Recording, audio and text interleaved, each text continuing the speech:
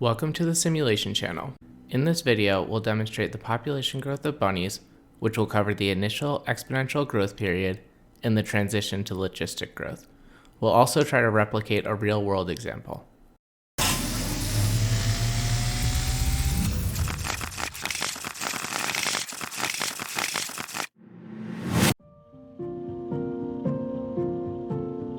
Here is a typical population growth curve. It started out with rapid growth, demonstrating an exponential curve, but the growth slowed over time and eventually reached an asymptote, or ceiling, demonstrating the logistic portion of the curve. Here are a few characteristics of exponential and logistic growth.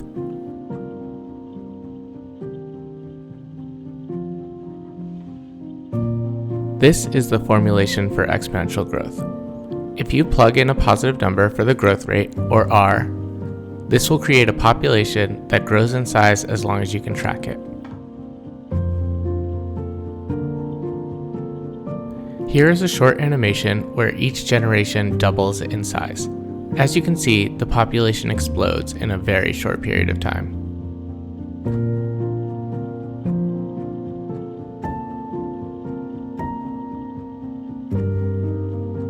Let's see if we can recreate exponential growth through a simulation. We can establish some rules to help us out. We'll start with 25 bunnies, and we'll randomize them to be male or female.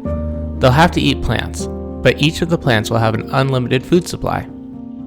Each bunny will act independently of the other bunnies. They'll have to eat every 15 days, and if female bunnies survive until they're 50 days old, they'll have a random number of offspring, anywhere between 0 and 2, and this will happen every 5 days. After 70 days, the bunnies will have a 5% chance of dying each day. So let's create a world to run this simulation. We'll add some water and trees for the bunnies to avoid, and we'll track the population size on the graph. We'll keep it in the upper left-hand corner, and we'll take a closer look at the end.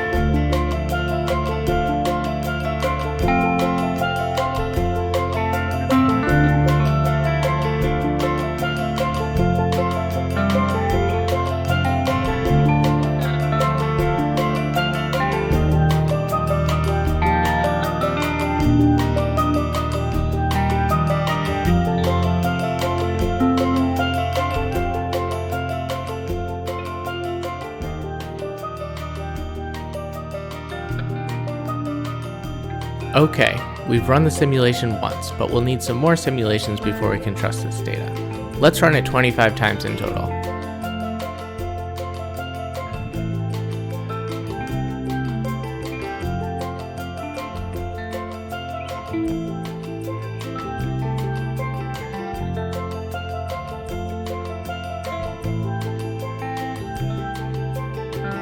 And we can add the mean or average of all the simulations with this white line.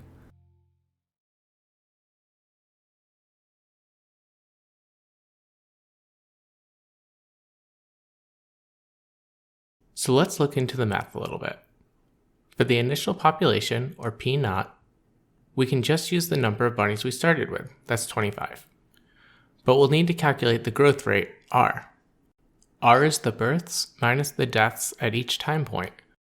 Since we don't have those numbers, we can get around this by calculating the chance of birth and the chance of death instead. Let's start with the chance of death. Bunnies start dying at age 70 and have a 5% chance of dying each day. That means the average bunny will live to be 80 years old. So if we choose a random bunny from any of our simulations, the chance that it'll die during that time period is 1 in 80. For births, female bunnies have offspring 4 times in their life. So we'll start with 4 over 80. Each time they have offspring, they have a random number between 0 and 2. That averages out to 1, so we don't have to change anything.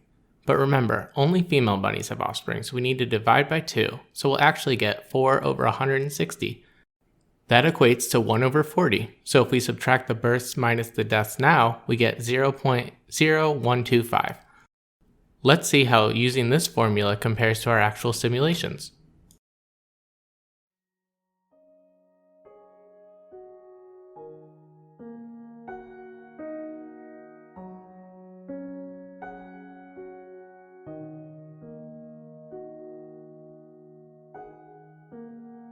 Great.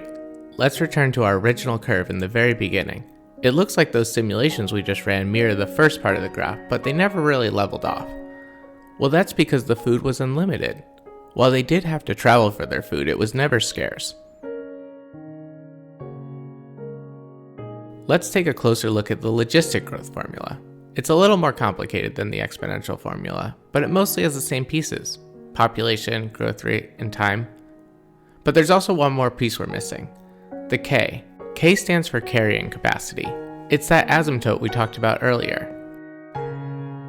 As the population size nears the carrying capacity, it becomes increasingly likely that resources will become scarce, causing an increase in competition or predation. It's possible that the population could increase over the carrying capacity for a period of time, and this could result in a population crash or correction. The carrying capacity is what defines the population size. When there are more individuals in a population than the carrying capacity, there are more mouths to feed with the same amount of food. Alternatively, there are more prey for potential predators. Either way, more are likely to die than if the population was smaller than the carrying capacity. Let's test out what we learned with a new simulation. In this one, we'll leave everything the same as before, but we'll limit the food sources. Each day, the food sources will be able to grow, but if they're eaten, they can also get smaller. And if they're completely eaten, they'll be unavailable for a short time before they can grow back.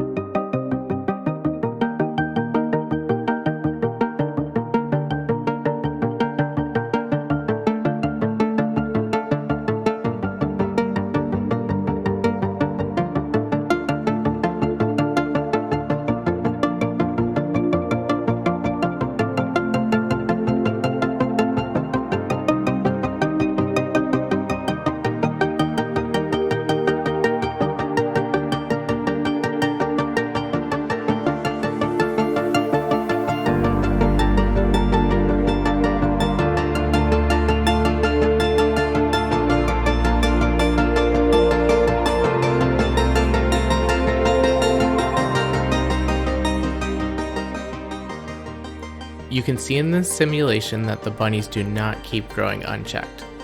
Let's run some more simulations to see if the pattern continues.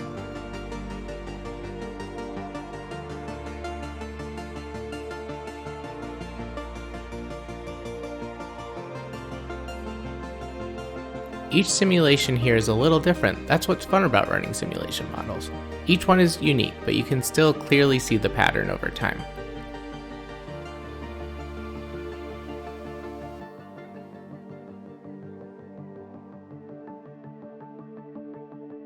And if we take the first simulation for each condition, unlimited and limited food sources, you can see that they start out similar but diverge pretty quickly.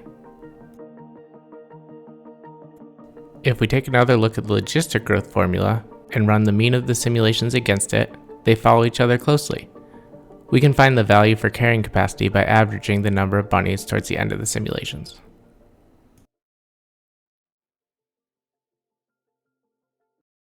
Let's dive into a real-world scenario. In 1910, a pack of 26 reindeer were introduced onto one of the Pribilof Islands just off of Alaska. The population grew exponentially for 25 years to over 2,000 individuals. The reindeer ate through the island's plant life, and over the next decade, the population plummeted to less than 1% of what it was at its peak, because the island couldn't produce enough to sustain the population. We're going to see if we can recreate this through a simulation with our bunnies. We're going to try and focus on two aspects of the ecosystem, the food source and the reproduction rate. Here's a grid showing the options. We'll run through each of these scenarios to see how they impact the population.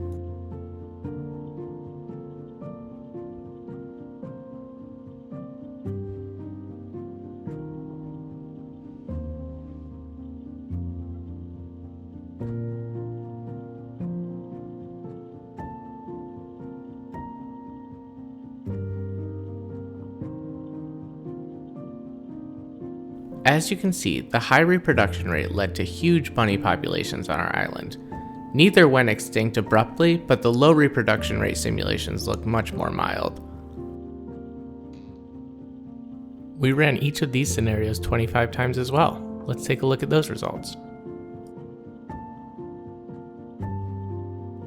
Finally, let's take a look at the averages across each of the scenarios.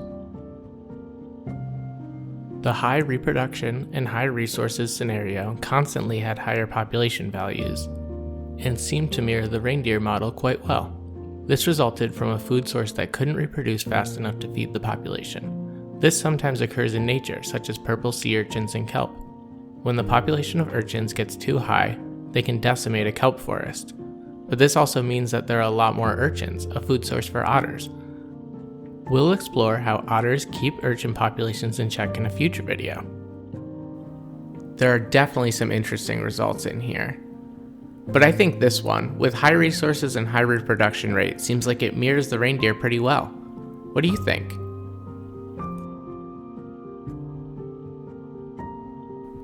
Well, I hope you liked this video on population growth. Thanks for watching.